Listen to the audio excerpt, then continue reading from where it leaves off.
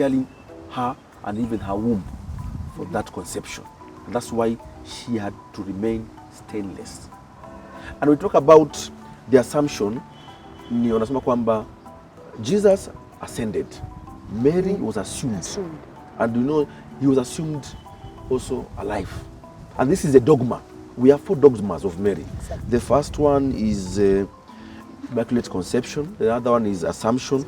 And the other 2 is Mary, Mother of God. Another one is Perpetual Virginity. Even by giving birth, she remained a virgin. People talk about cousins, I don't know what. You see, in the Jewish culture, anybody who was from another mother or what, they were called like mtoto wa Maria. But you see, they were never the birth ama watoto biological sons and daughters of Mary. Never. Yes. So the dogmas, there are 4 in the Catholic Church: Mary, Mother of God, Perpetual Virginity, Immaculate Conception, and the Assumption of God. Dogmas, these are things which the Church thinks that they are wise to be brought, and you can never question about dogmas. When the Pope talks about them and they are declared, our work is just to say, to embrace them with faith and say we shall follow them.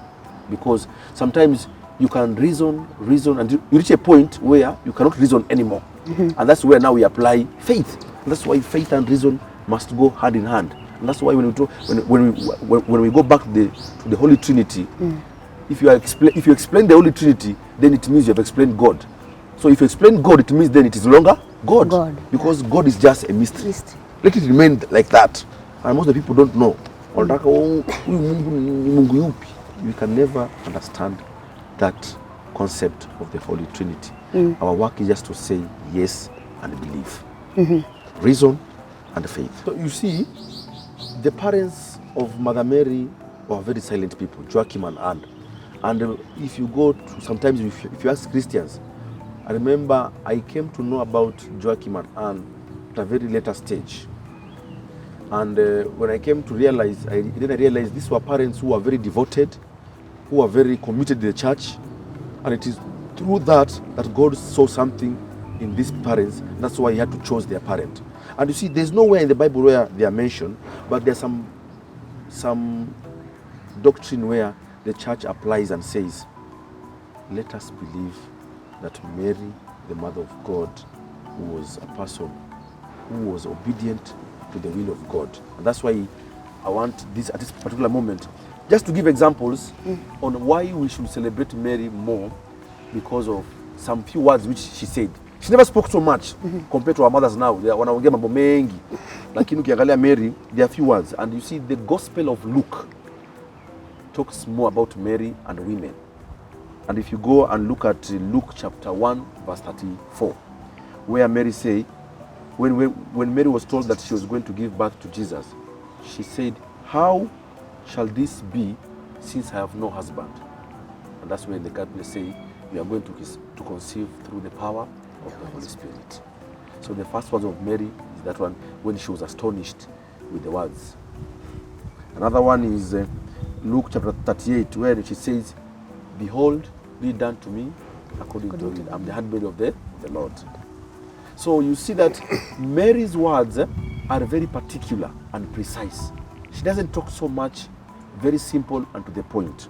Another point is where she said, ile moyo wangu wamtukuza Bwana, roho yangu inafurahi. Aliposifiwa na Elizabeth akiambiwa, Maria umejaa neema, akasema, you see, when she was, those words of Elizabeth were very powerful. And you see, Mary did not take this as pride, but she humbled. And she always said, my soul glorifies the Lord, my spirit rejoices in God. And I think this is something most Christians should also learn. Unaposifiwa kwa jambo, kwamba wewe ni mpishi mzuri, mwambie all glory and honor goes to God. And you see, most of the time where even some of us are losing our gifts is because we take pride, we want to be like God. Sisi kwetu hiyo ni iko kwa damu. Mimi ni hapana. Every time, even me, when people told me, Father, that homily was, I tell them, glory and honor goes to God. Pray for me. But you see, most of us, mtu amepika kidogo, chakula mzuri, amesifiwa. Mamangu pia alikuwa hivyo. Pishi mzuri sana. Hii kitu iko kwa damu. Auntie yangu, nyanya yangu. No.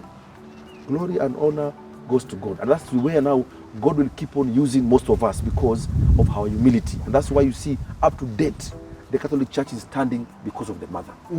Because he's working with us, ametushikilia mkono. Another part that I've liked about Mary is the wedding in Cana in John chapter 2 verse 3, where you see that she's able to see, notice there's a problem, and she comes to solve the problem. I think this is something that most of us miss. The moment we see that there's a problem, we want now to show it. Unaona? No. Be like Mary silently, and she covers up. And I think that is what many people are missing about Mary.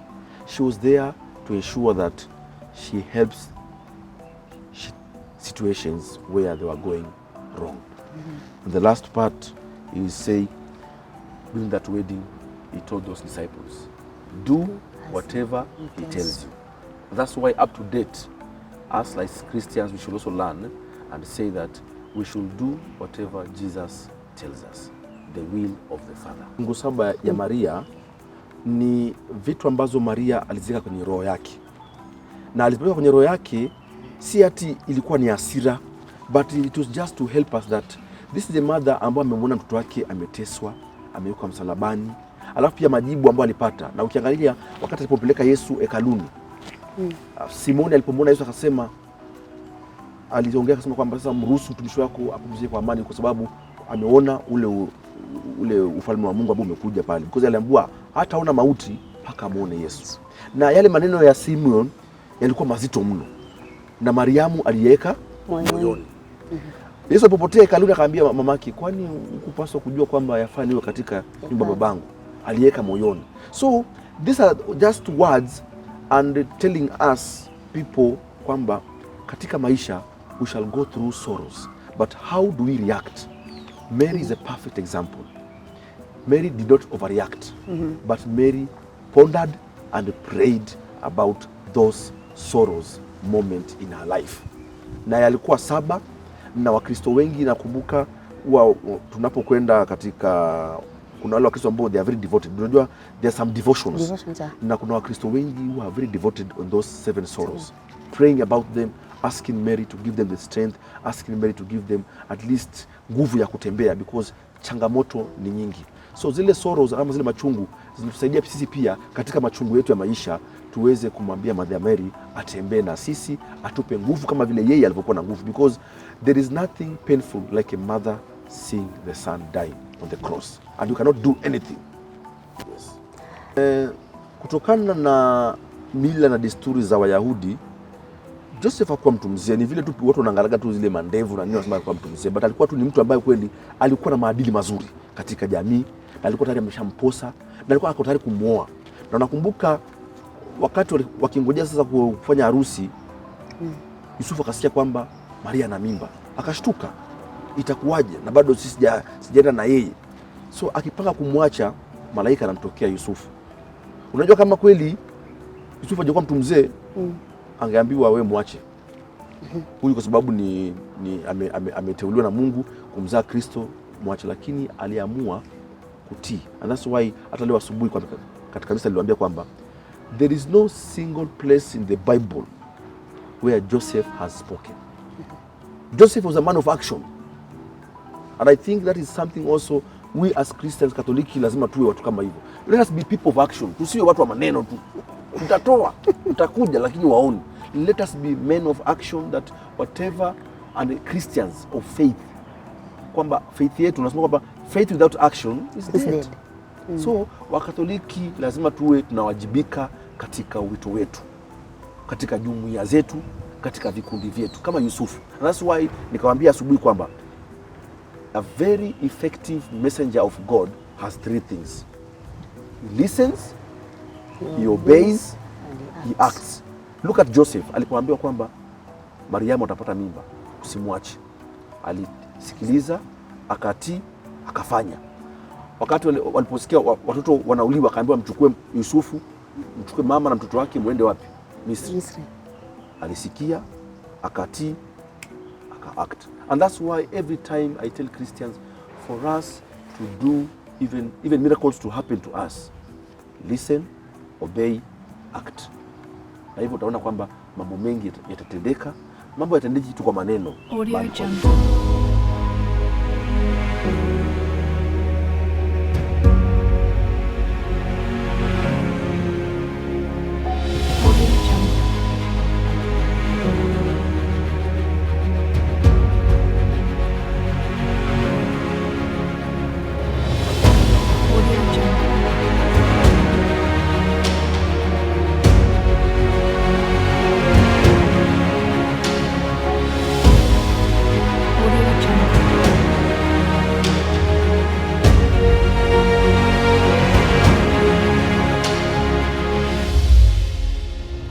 Audio Jungle.